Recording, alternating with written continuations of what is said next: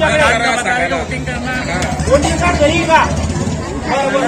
मग किती तारखेला मतदान करसान? 20 तारखेला मतदान करसान. बरोबर.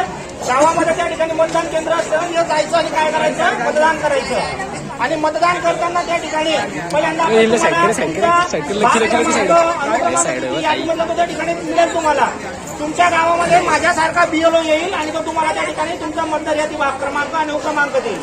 तो त्या ठिकाणी मतदान कक्षामध्ये गेल्यानंतर तिथे पहिल्या मतदान अधिकाऱ्याकडे द्यायचा आहे. तर त्यानंतर तो तुमच्या नावावरती त्या ठिकाणी टिक मार्क करेल.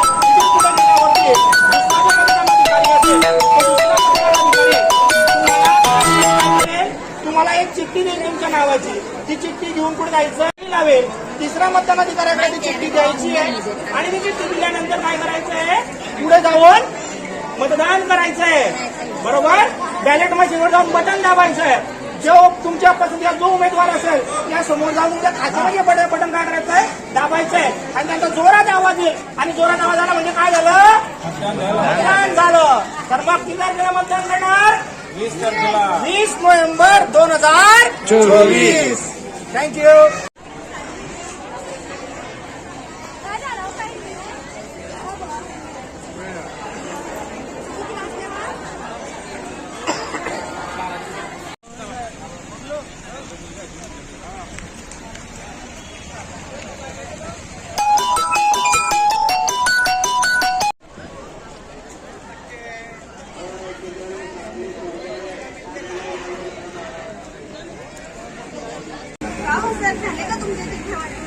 हो, चिठ्ठ्या वाटून झाल्या.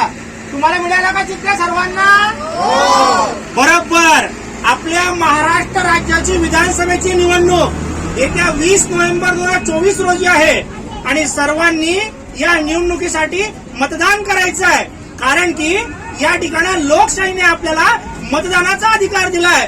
मतदान हे कसं दान आहे? श्रेष्ठ दान आहे. कसं दान आहे? त्यामुळे प्रत्येकानं मतदानाचा हक्क त्या ठिकाणी बजवायचा आहे.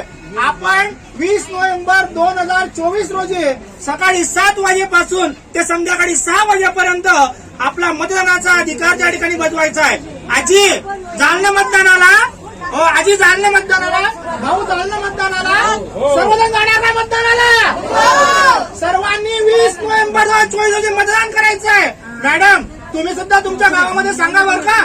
आणि आपल्याला या ठिकाणी मतदानाची टक्केवारी वाढवायची आहे. माझ्या सर्व माता भगिनींनी काय करायचं? मतदान करायचंय. किती तारखेला मतदान करणार? 20. बरोबर. 20 नोव्हेंबर 2024 रोजी आपण सर्वजण मतदान करूया.